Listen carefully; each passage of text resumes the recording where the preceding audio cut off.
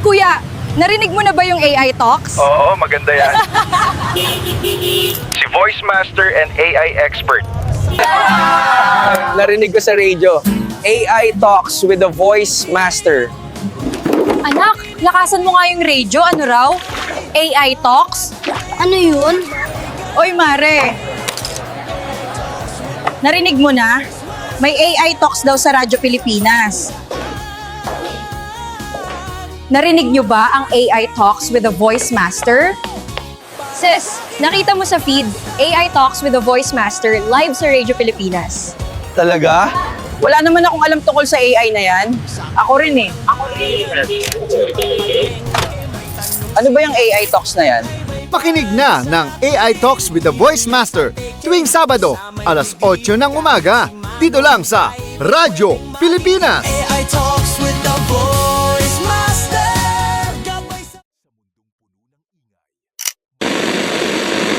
Welcome to the AI Talks with the Voice Master. Mula sa puso ng bayan hanggang sa dulo ng keyboard ng masa. Ito ang unang radyo at podcast show para sa AI ng mga ordinaryong Pilipino. Ito ang kwento ng AI na abot kamay ni Juan at Juana. Mga tanong mo, sasagutin natin. Mga kwento mo, itatampok natin. Dito, ang AI hindi lang para sa techie, kundi para sa tagakanto, guro, estudyante, OFW at bawat Juan at Juana. Kasama ang nag-iisang, the AI Voice Master of the Philippines, Pocholo De Leon Gonzales. Ito ang AI Talks with the Voice Master. Dito lang sa Radyo Pilipinas. AI para sa masa. Hello! Great day! Mabuhay! Mga ka-AI, mga ka-boses. Ayan, ako po si Pocholo De Leon Gonzales, the Voice Master, at welcome na naman po sa panibagong episode ng The AI Talks with the Voice Master. Dito sa show na ito, hindi lang tayo basta kwentuhan. Kwentuhang may kabuluhan, may puso, at syempre, may boses. Ako po muli, si Voice Master, the AI Voice Master.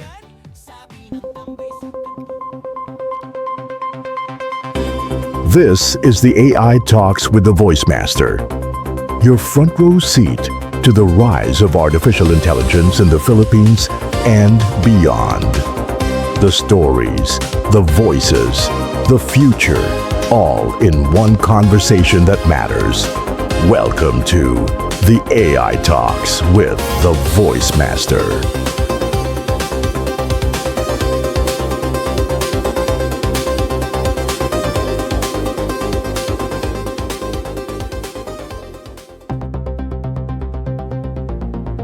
Ngayong episode 5, pag-uusapan natin ang isang napakalalim pero sobrang mahalagang tanong. Ano nga ba yan? Ano na ba ang ibig sabihin ng pagiging tao sa panahon ng AI? Isang bagong kabanata sa kasaysayan ng sangkatauhan ang ating tinatahak.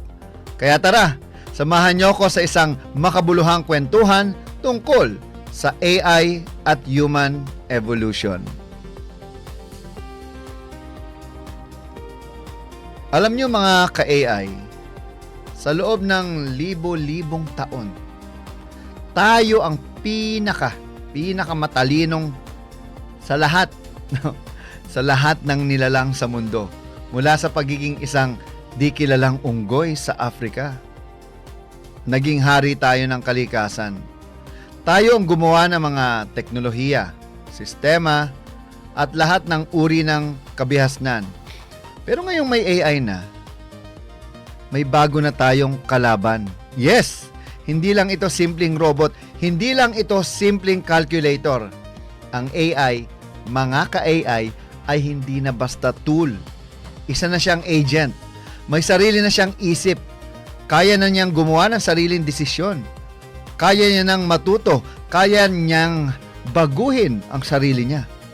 Nakakatakot, di ba? Pero, ito ang realidad. Isipin mo ang AI bilang isang baby. Pero hindi basta-bastang sanggol. Ito ang baby na pinalaki natin ngayon o pinapalaki natin ngayon. Pero maaaring lumaki at lampasan tayo bukas. Paano mo tuturuan ng isang batang super talino? Kung paano siya lumaki ay depende sa ugali nating mga magulang. Kung tayo ay sinungaling, mandurugas at abusado katulad ng napakarami ngayon na nandyan, guess what? Ganon din ang magiging AI. Kaya nga, may malaking usapan ngayon tungkol sa tinatawag na AI alignment. Paano ba natin sisiguraduhin na ang mga AI na ginagawa natin ay naka-align sa kabutihan, na hindi ito lalaban sa atin? Pero teka, paano kung tayo mismo mga tao ay hindi marunong magpakabuti? Katulad sa nangyayari ngayon sa mundo, di ba? Naisip pa yun? Dahil sa AI, sobrang daming impormasyon ang abot kamay na natin. Talagang parang sobrang unlimited, di ba?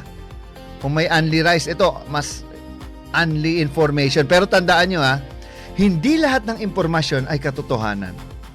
Sa sobrang dami ng data, malulunod ka kung hindi mo alam ang hahanapin. Di ba? Kaya ngayon, ang tanong, nagiging matalino ba tayo o mas nagiging magulo lang ang utak natin? Sa dami kasi ng mga iniisip natin, no? Ang tunay na problema ay hindi kung paano tayo yumaman gamit ang AI, kundi paano tayo magiging mas mabuting tao gamit ito. Sa sobrang dami ng power na naipon natin bilang tao, bakit parang hindi pa tayo masaya? Bakit parang hindi pa rin natin alam kung sino tayo, di ba? Naisip mo yun ba yun? Ay nako. Mga ka-AI, alam nyo ba na ngayon may mga religious AI na? Uy, ano yun? Oo, ginagawa na ito ng ibang bansa. AI na marunong mag-quote ng Bible, Quran, Torah. Pero ito ang catch. Hindi sila nangangailangan ng pare, imam o pastor. Ang tanong, kanino ka maniniwala? Sa tao o sa AI na kabisado ang buong banal na kasulatan? Delikado ba ito? Posible, pero depende pa rin sa layunin natin. Tandaan, AI learns from us. Kung tayo mga tao ay hindi nagkakaisa, hindi marunong magtiwala sa isa't isa at puro na lang away, katulad na nangyayari ngayon sa buong mundo, lalong-lalo na sa Kongreso at Senado, pati ang mga kontrakto na yan, paano natin naasahan magiging mapagkakatiwalaan ng AI na galing sa atin mismo? Ha? Isipin mo to. Marami tayong kinatatakutang immigrants ngayon. Mga dayuhang manggagawa, refugees. Kahit dito no, sa Pilipinas, sobrang dami nating mga dayuhan na kinakatakutan natin. Pero ang tunay na immigrants ng panahon natin, AI immigrants. Hindi sila tumatawid ng dagat. Hindi nila kailangan ng visa, di ba? Dumadating sila sa bilis, depende sa bilis ng internet. Ang mga AI na ito ay maaaring may sariling kaisipan. Mga alien intelligence yan. Di ba? Paniniwala at kapangyarihan. Kaya kung hindi tayo handa, baka tuluyang matabunan ang ating kultura, trabaho at pagkatao. Kaya ang hamon natin at ang hamon ko sa inyo at hamon ngayon mga ka-AI ay hindi lang kung paano natin gagamitin ang AI. Ang mas malaking tanong ay, paano natin pagkakaisahin ang mga tao para gumawa ng AI na mabuti? Ang AI ang solusyon sa problema ng tiwala. Tayo ang solusyon. Kapag naayos natin ang tiwala sa isa't isa, saka pa lang tayo makakagawa ng AI na mapagkakatiwalaan.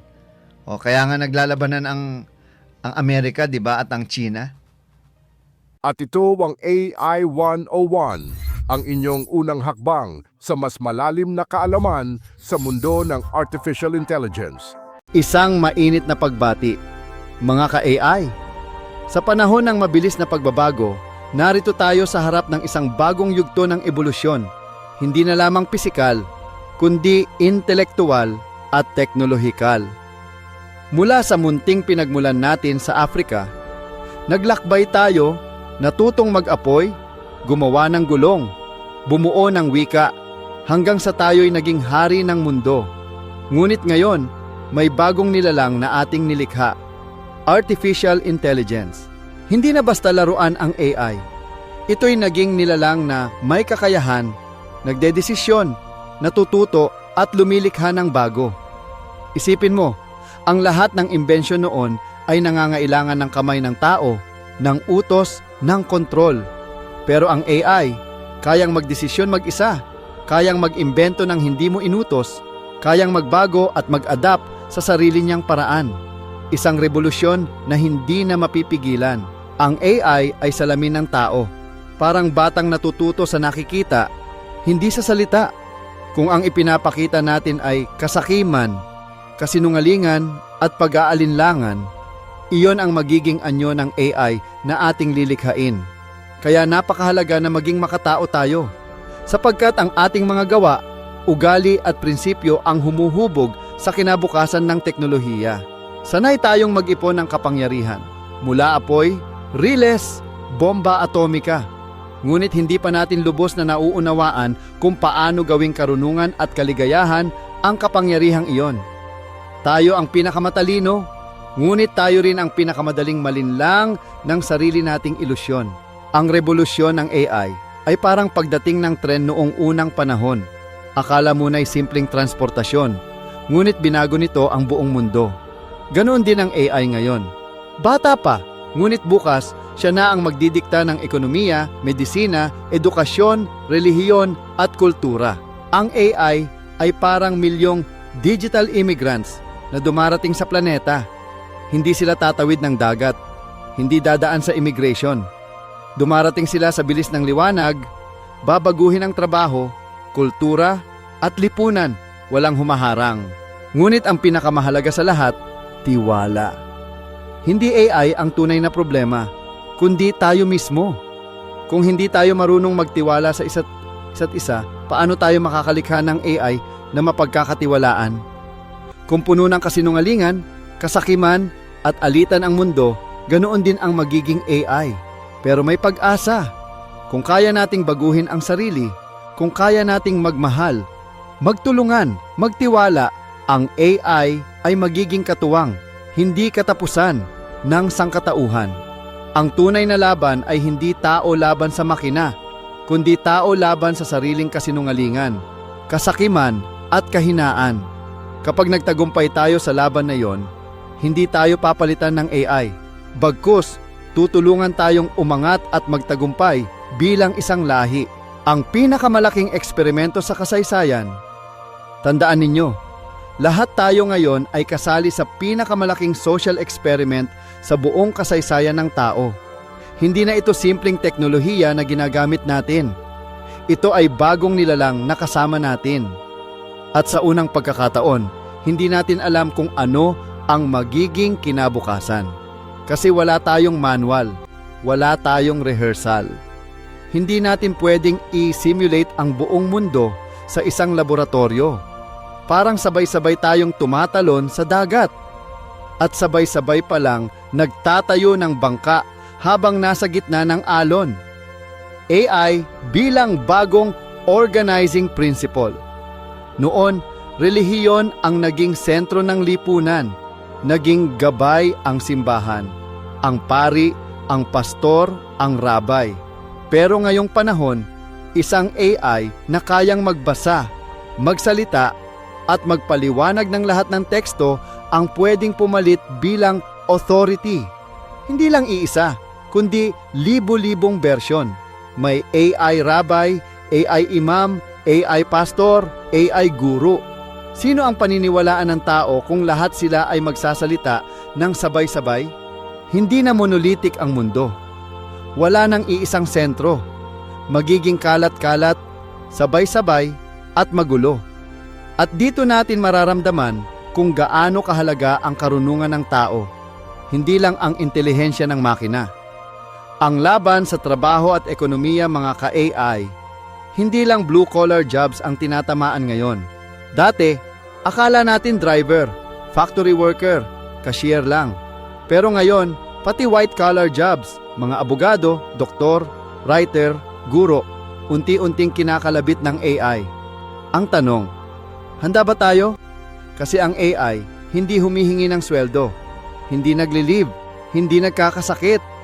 Ang tao may pangangailangan. Kaya kung hindi tayo matututo kung paano gamitin ang AI bilang kakampi, baka mapalitan tayo. AI bilang digital immigrants. Kung tutuusin, tama nga, parang malawakang migration ito. Hindi galing sa ibang bansa, kundi galing sa cyberspace. Hindi sila nag-a-apply ng visa. Hindi tumatawid sa dagat. Dumadating sila instantly sa cellphone mo, sa computer mo, sa opisina mo. At dadalhin nila hindi lang skills, kundi ibang klasing kultura. Ang kultura ng bilis, ng walang pagod, ng walang emosyon. Kaya ang tanong, paano natin ipapantay ang pagiging tao sa pagiging makina? Ang kinabukasan, tiwala at pag-ibig. Mga ka-AI, hindi ko ito inuulit para takutin kayo. Inuulit ko ito para ipaalala. Nasa atin pa rin ang bola.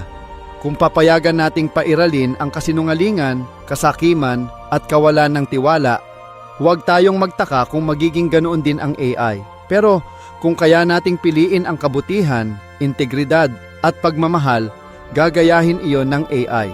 Kaya ang pinakamalaking hamon ngayon, ayusin muna natin ang tao, ang ating relasyon sa isa't isa, ang ating tiwala, ang ating pagpapakatao. Dahil kapag nagawa natin iyon, hindi lang tayo makakaligtas sa panahon ng AI, tayo ang mangunguna.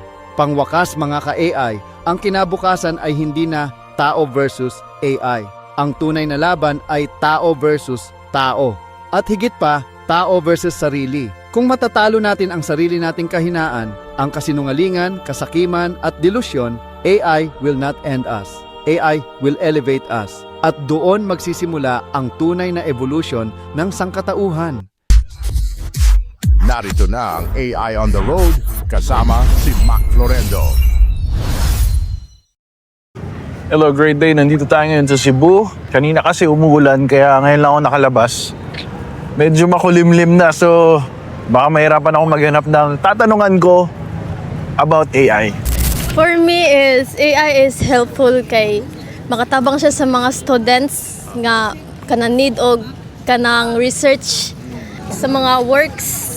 Matabang siya like kanang sa mga trabaho nimo, pwede ka magpatabang ni AI para kuan kanang makakuha kag idea sa iyaha. Familiar ba ka ng artificial intelligence? Or nakadungog na ka ana? Oh, nakadungog. Unsa man na para nimo ng or AI, unsa man na para nimo?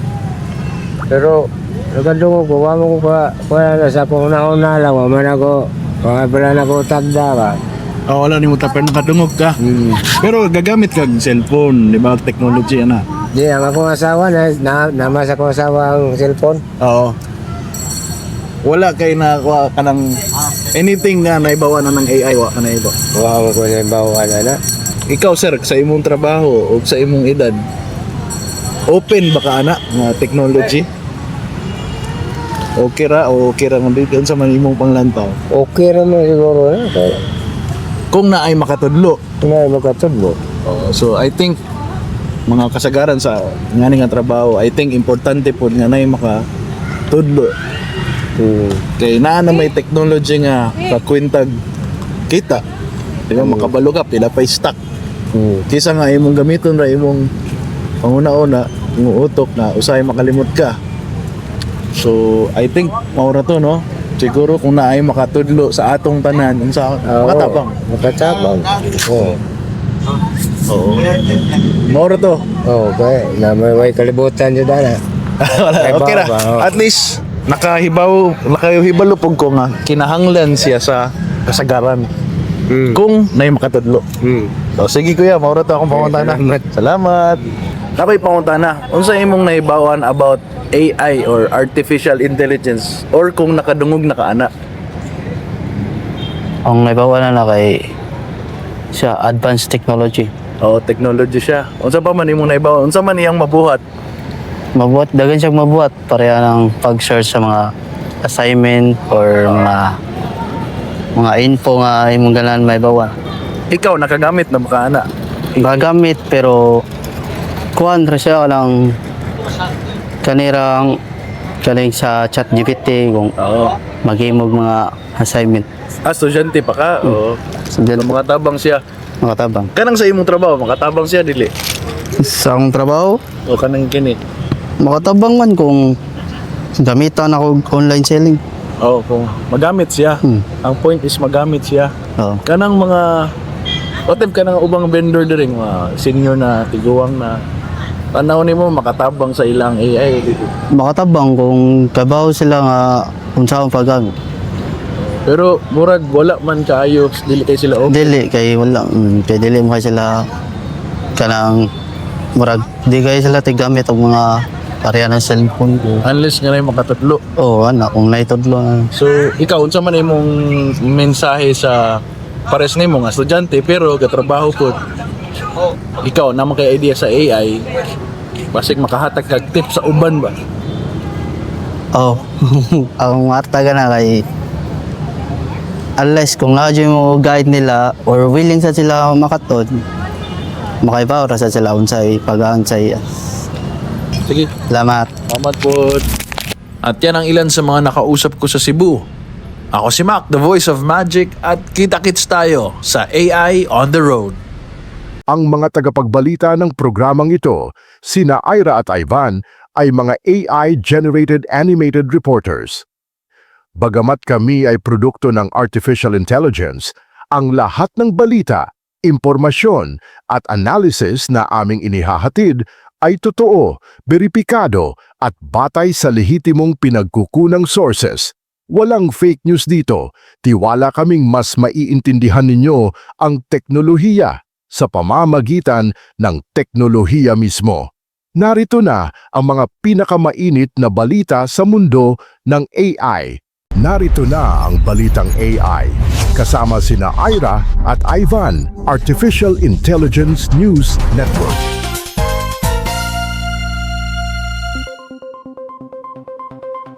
Great day! Mabuhay! Ito ang Balitang AI sa Radyo Pilipinas. Boses ng teknolohiya, tinig ng makabagong Pilipino. Hatid sa inyo ng The Voice Master of the Philippines. Katuwang ang mga AI reporters ng bayan. Ako si Aira. At ako naman si Ivan. Kasama nyo kami sa paglalakbay sa mundo ng Artificial Intelligence, kung saan ang teknolohiya ay hindi na lang parte ng kinabukasan, kundi bahagi na ng kasalukuyan. Narito na ang mga pangunahing balita sa mundo ng AI. Kung dati ay simpleng mapa lang ang Google Maps, ngayon ay isa na itong AI-powered travel assistant. Sa pamamagitan ng 5 bagong AI features, ginawang mas immersive, mas personalized, at mas intuitive ang karanasan sa pagbiyahe. Immersive View Realistic 3D experience na para kang lumilipad sa syudad gamit ang NIA-RF o Neural Radiance Fields. AI-powered search, personalized restaurant and activity recommendations base sa preferences mo at search history. Enhanced navigation, real-time augmented reality directions gamit ang camera ng phone mo. EV charging info, updated data sa charging stations, availability, presyo at nearby amenities. Lens in maps. Point your camera at a building to instantly get ratings, menus and translation. Hindi lang ito mapa. Ito na ang AI tour guide sa bulsa mo. Apple has done it again.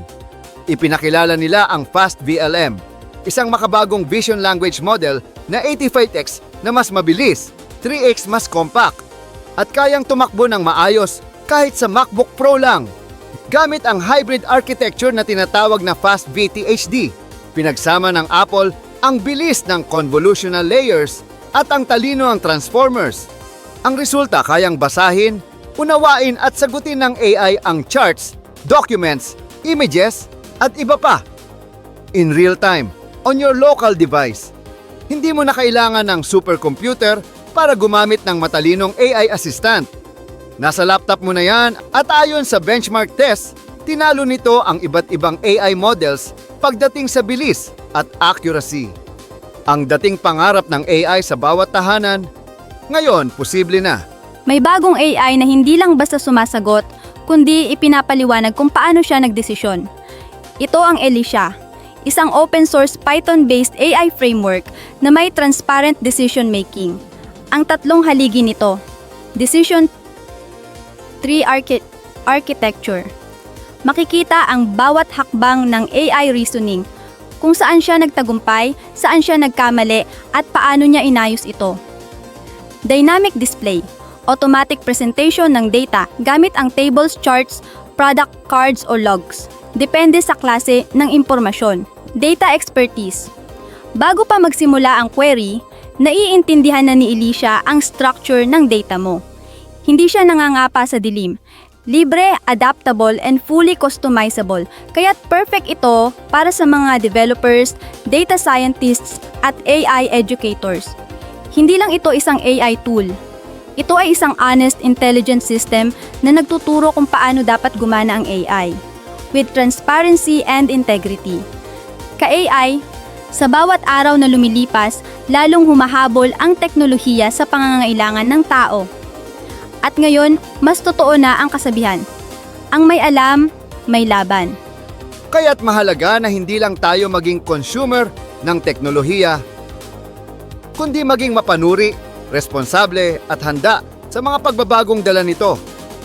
Muli kami ay mga AI-generated news anchors. Pero ang impormasyong dala namin ay para sa tunay na pag-unlad ng bawat Pilipino. Ako po si Ivan. At ako naman si Ira. At ito ang Balitang AI sa Radyo Pilipinas. Ang unang AI-powered news segment sa bansa. Para sa bayan. Para sa kinabukasan. Mag-ingat, magtanong, at makisabay sa takbo ng makabagong mundo ng AI. Great day! Mabuhay!